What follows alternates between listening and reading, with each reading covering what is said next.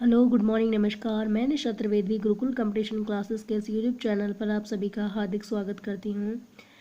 Dear students, कैसे हैं आप सभी? तो स्टूडेंट्स, आज हम शुरू करते हैं चैप्टर को। आज पढ़ेंगे डॉक्ट्राइन ऑफ लैप्स यानी कि ब्ले का सिद्धांत। The final wave of annexation The final wave of annexations occurred under Lord Dalhousie, who was the Governor General from 1848 to 1856. कब्जे की जो आखिरी लहर थी वो लॉर्ड डलहौजी के नेतृत्व में शुरू हुई। कब्जे की आखिरी लहर लॉर्ड डलहौजी के नेतृत्व में शुरू हुई। हु वॉज द जो कि 1848 से लेकर के 1856 तक भारतीय गवर्नर जनरल रहे थे। He devised a policy that came to be known as the doctrine of lapse. उन्होंने एक पॉलिसी लेकर के आए वो जिसका नाम था डॉक्ट्राइन ऑफ लैप्स यानी कि विलय का सिद्धांत। The doctrine declared that if an Indian ruler died without a male heir his kingdom would lapse. इस डॉक्ट्राइन के अनुसार या फिर सिद्धांत ने घोषणा की कि यदि कोई भारतीय शासक जिसकी मृत्यु हो जाती है बिना उत्तराधिकारी के, मान लीजिए कोई भारतीय शासक है, उसको कोई उत्तराधिकारी नहीं है और वो मर जाता है, तो उसके राज्य को कंपनी यानी ब्रिटिश साम्राज्य में मिला लिया जाएगा। दैट इज, इसका अर्थ था become part of company territory, वो भाग कंपनी के क्षेत्र का हिस्सा बन जाएगा। One kingdom after another was annexed simply by applying this doctrine. एक के बाद एक करके इस तरीके से बहुत सारे राज्यों को इस पॉलिसी के जरिए, सिद्धांत के जरिए अंग्रेजी राज्य में मिला लिया गया। सबसे पहले सतारा को मिलाया गया 1848 में, 1848 में संबलपुर को 1850 यानी कि 1850 में मिलाया, उदयपुर को 1852 यानी कि 1852 में मिलाया गया और नागपुर को 1853 यानी 1853 में मिलाया गया। लास्ट रह गया था झांसी को भी 1854 में मिला लिया गया था। फाइनली 1856 अंत में 1856 में company also took over Awadh. Company ने अवध को भी अपने नियंत्रण में ले लिया। This time the British had an added argument. Awadh को अपने कंट्रोल में लेते वक्त उन्होंने यह टिप्पणी दी। दिस हैड दैट, उन्होंने कहा, they were obliged by duty to take over Awadh in order to free the people from the misgovernment of the nawab. यानी उन्होंने कहा कि हम इस कर्तव्य के प्रति आभारी हैं कि हम अवध के लोगों को नवाब के अत्याचारों से या उसके मिस गवर्नमेंट से, उसकी बेकार सरकार से लोगों को आज़ाद करा रहे हैं, अवध के लोगों को आज़ाद करा रहे हैं। हमारा कर्तव्य है और हम आभारी हैं इसके प्रति। Enlarged by the humiliating way in which the Nawab was deposed। परंतु क्या होता है, जिस तरीके से अवध के नवाब को अंग्रेजों के द्वारा अपमानित करके हटाया गया, तो उससे वहाँ की जनता, अवध के लोग गुस्से में आ जाते हैं और the people of Awadh join the great revolt that broke out in 1857। और जब 1857 में विद्रोह होता है तो उस विद्रोह में अवध के लोग भी शामिल हो जाते हैं, ज्वाइन कर लेते हैं उसे। नेक्स्ट है setting up a new administration, एक नए प्रशासन की स्थापना। Warren Hastings governor general from 1773। Governor general Warren Hastings जो कि 1773 से 1785 यानी 1773 से 1785 तक गवर्नर जनरल रहे, was one of the many important figures who played a significant role in the expansion of company power।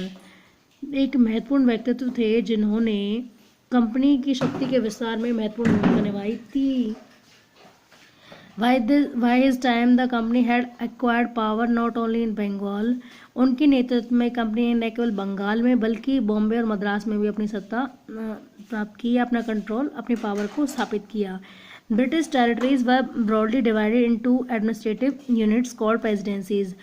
British क्षेत्रों को प्रशासनिक इकाइयों में विभाजित कर दिया गया जिसे प्रेसिडेंसी कहा गया। देयर वर 3 प्रेसिडेंसीज, वहाँ पर उस समय 3 प्रेसिडेंसी थी, Bengal, Madras and Bombay. Each was ruled by a governor, और प्रत्येक में गवर्नर का शासन होता था। The supreme head of the administration was the governor general, और प्रशासन का जो मुखिया होता था वो गवर्नर जनरल होता था। Warren Hastings the first governor general. Warren Hastings Bharat के पहले गवर्नर जनरल थे। इंट्रोड्यूस सेवरल एडमिनिस्ट्रेटिव रिफॉर्म्स, उन्होंने बहुत सारे प्रशासनिक सुधार किए, विशेषकर न्याय के क्षेत्र में उन्होंने ज़्यादा सुधार किए। From 1772 a new system of justice was established. 1772 से न्याय के क्षेत्र में एक नई व्यवस्था को लेकर के सिस्टम शुरू किया गया। Each district was to have 2 court, प्रत्येक जिले में 2 कोर्ट होते थे, एक criminal court and civil court. Criminal court यानी कि जो आपराधिक कोर्ट होता था उसे फौजदारी अदालत कहा जाता था, और जो सिविल कोर्ट होता था उसे दीवानी अदालत कहा जाता था। फौजदारी अदालत में जो आपराधिक संबंधी जो केस होते थे वो देखे जाते थे, जबकि दीवानी अदालत में संपत्ति, विरासत, उत्तराधिकार संबंधी, तलाक संबंधी इस तरीके से केसेस देखे जाते थे। Maulvis and Hindu pandit interpreted Indian laws for the European district collectors. तो यूरोपीय जिला कलेक्टरों के लिए, जिला अधिकारियों के लिए भारतीय कानूनों को हिंदू पंडितों और मौलवियों ने व्याख्या की भारतीय कानूनों की। Who presided over civil court, जो कि सिविल कोर्ट को चलाते थे। तो ये जो यूरोप के जो डिस्ट्रिक्ट कलेक्टर थे ये भारत के सिविल कोर्ट्स को चलाते थे और भारतीय कानूनों की व्याख्या करते थे मौलवी और हिंदू पंडित। The criminal courts were still under a qazi and a mufti. जो आपराधिक कोर्ट थे, आपराधिक अदालतें थी, यानी कि फौजदारी अदालतें काजी और मुफ्ती के नेतृत्व में थीं, but under the supervision of collectors, परंतु उनको सुपरवाइज एक कलेक्टर करता था। A major problem was the Brahmin Pandit gave different interpretation of local laws. एक मुख्य समस्या यह थी कि ब्राह्मण पंडित विभिन्न प्रकार की स्थानीय कानूनों को लेकर के विभिन्न प्रकार की व्याख्याएं देते थे। On different schools of the धर्मशास्त्र के विभिन्न स्कूलों पर आधारित स्थानीय कानूनों को लेकर के पंडित बहुत सारी अलग अलग तरीके की व्याख्याएं देते थे। टू ब्रिंग अबाउट यूनिफॉर्मिटी, एक रूपता लाने के लिए 1775 में 11 pandit were asked to compile a digest of Hindu laws. 1775 में 11 पंडितों से हिंदू कानूनों का एक सार संग्रह संकलित करने के लिए कहा गया। एनवी हालहेड ने इसे अंग्रेजी में ट्रांसलेट किया। By 1778 a code of Muslim laws was also compiled for the benefit of European judges. तो 1778 तक मुस्लिमों का भी एक कानूनों का जो कोड था, सार संग्रह था, वो भी यूरोपीय जजों की सुविधा के लिए कंपाइल कर दिया गया, उसे भी संकलित कर लिया गया। Under the regulating act of 1773 में पारित हुए रेगुलेटिंग एक्ट के जरिए a new supreme court was establish, एक नए सुप्रीम कोर्ट की स्थापना की गई। While a court of appeal the Sadar Nizamat Adalat was also set up at Calcutta. इसी समय एक अपील के लिए एक कोर्ट, यानी कि याचिका के लिए एक कोर्ट की स्थापना की गई जिसका नाम सदर निजामत अदालत था। Was also set up at Calcutta, इसे भी कलकत्ता में ही स्थापित किया गया था। The principal figure in an Indian district was the collector. भारतीय जिले का जो मुख्य व्यक्तित्व होता था या प्रधान मुखिया कह लीजिए, वो होता था collector. As the title suggest, जैसा कि इसके नाम से ही पता चलता है, his main job was to collect revenue and taxes. उसका मुख्य कार्य था रेवेन्यू कलेक्ट करना, टैक्स कलेक्ट करना और साथ ही कानून व्यवस्था को अपने जिले के अंदर बनाए रखना।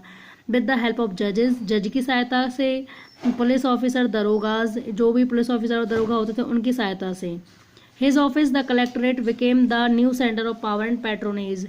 उसका ऑफिस यानी कलेक्टरेट या फिर समाहर्तालय एक पावर का, पैट्रोनेज का एक नया केंद्र बन गया। That steadily replace previous holders of authority, जिसने जो प्राचीन सत्ताधारी थे उनका स्थान ले लिया। Thank you so much for watching this video.